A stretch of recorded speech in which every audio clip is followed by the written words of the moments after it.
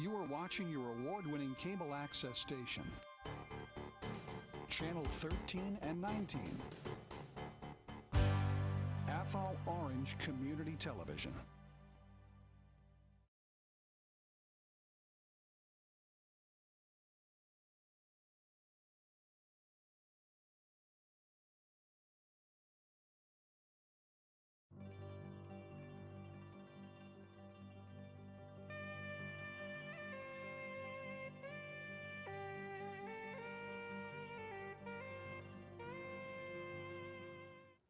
Good morning. This is December 17th, 2016. We're at Athol Orange Community Television with Save the Planet updates, and I am Hattie Nessel, and we have a guest today over here, Brayton Shanley from the Agape community in Hardwick, Massachusetts.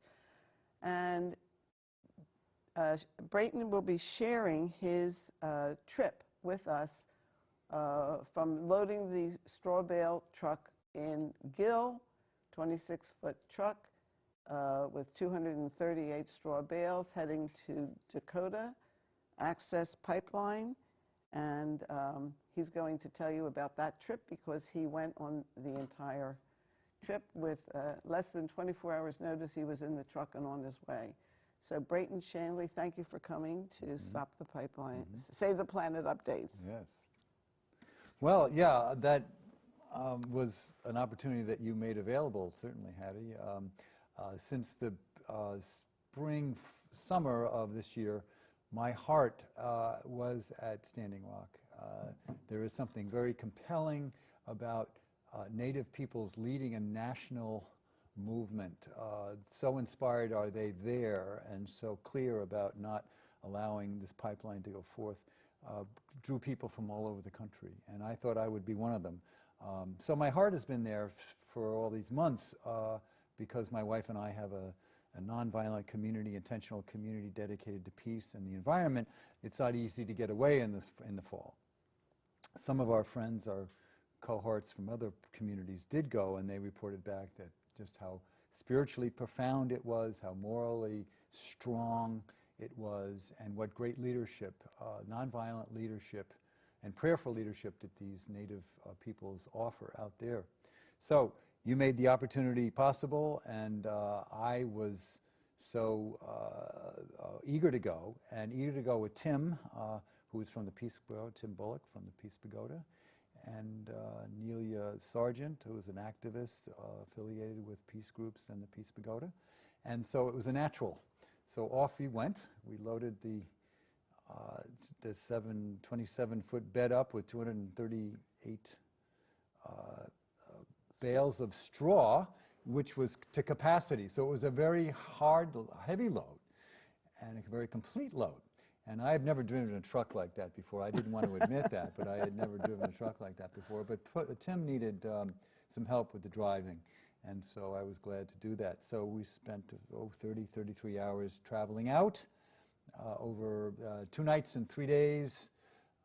And we got to Standing Rock by 2 o'clock in the afternoon. It was December 2nd, yeah. Right. And it was a striking moment, you know, all this highway hypnosis of highway, and then you come to reservation land, which has profundity.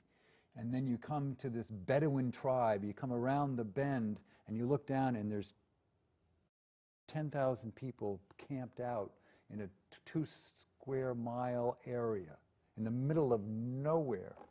And it was so striking and so exciting. What were they sleeping in? What did they have set up there? Well, you have a, I don't know, a couple of thousand tents. Makeshift at best, many cases. I stayed in a canvas tent, a 20 by 60 canvas tent with two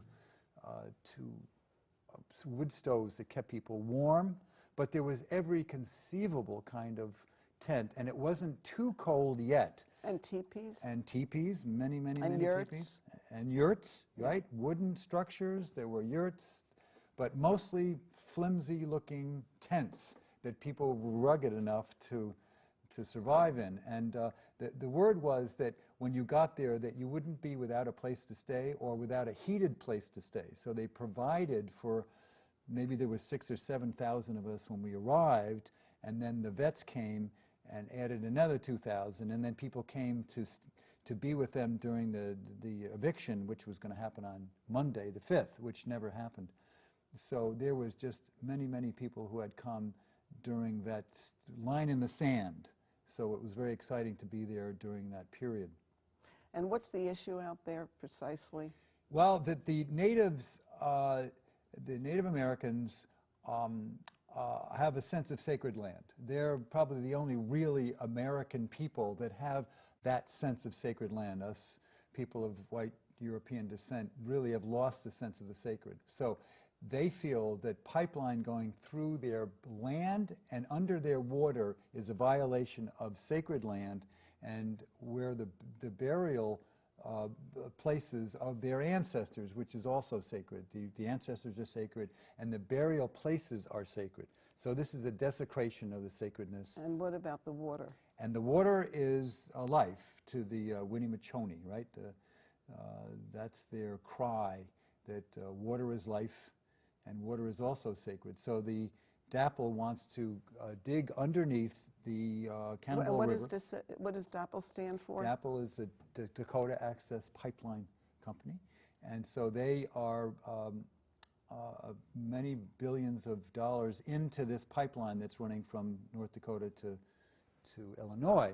And so that was the line in the sand, that they were not to continue the pipeline, and certainly not to drill underneath the sacred river. Which river was that? Which is the Cannibal River, which is a tributary of the Missouri. Right.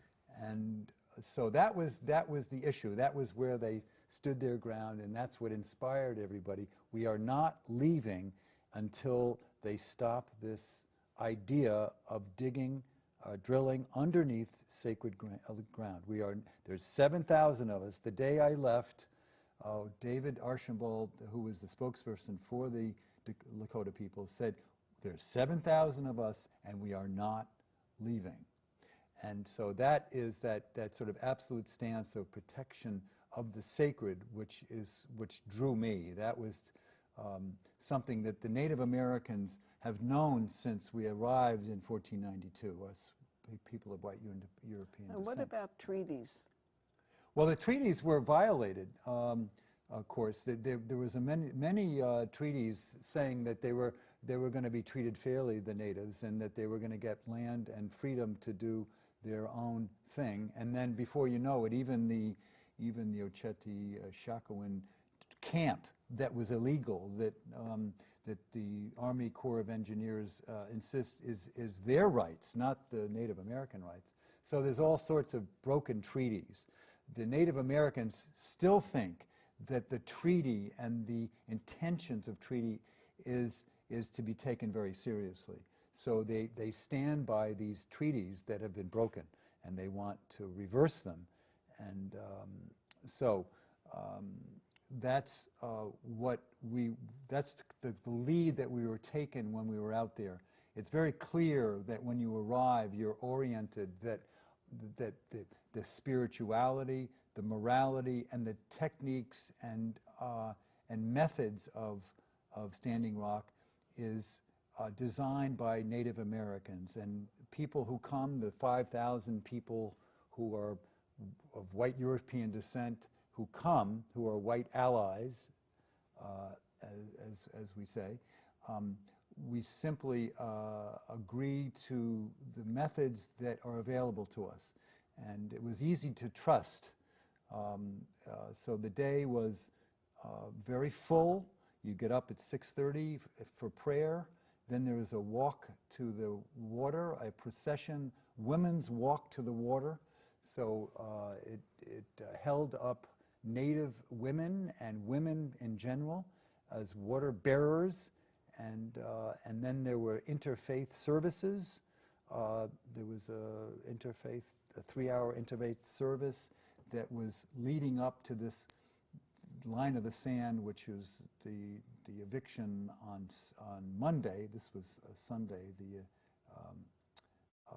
interfaith program that Cornel West was there, and there was at least 20 or 30 people from all religions, but the native peoples were the animated, all of it, and Looking Horse, the chief of the Standing Rock tribe and the Standing Rock community, gave the talk at the end of this 3-hour Like an orientation or yes. prayer.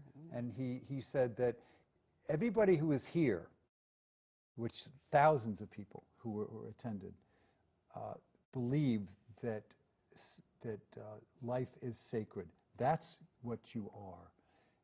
There are people that realize that everything is sacred, and the Creator makes it that way, and that we have to stop every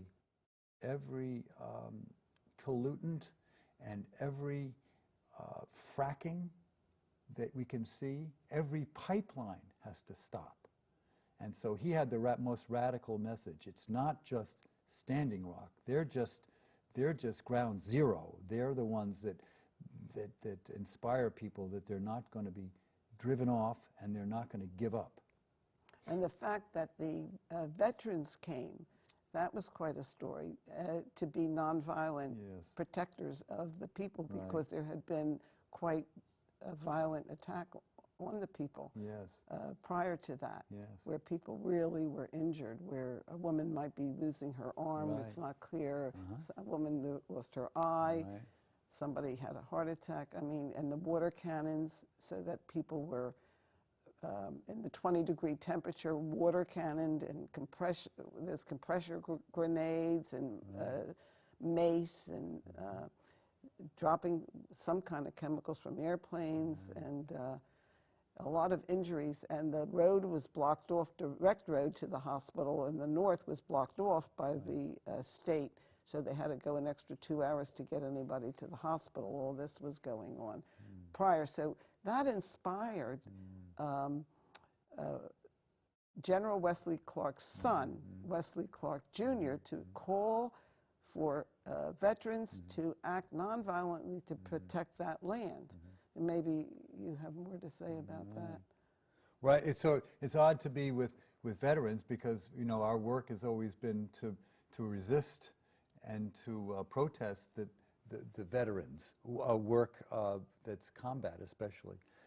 But I was very, very charmed and amazed at the 2,000 or 3,000 of vets that came. It was wonderful that they were there, and the fact that the cavalry, and so did Wesley's son, begged forgiveness that the cavalry, which is the military, of course, slaughtered the Native Americans. So they have a legacy of cruelty and genocide, and so here they were to come to protect the Native people who were vulnerable, especially if they were going to be evicted. They were going to be human shields. So all of these vets were going to put their bodies in harm's way, and the veterans were always saying to me that it riled them that they would be unarmed and vulnerable, and that these militarized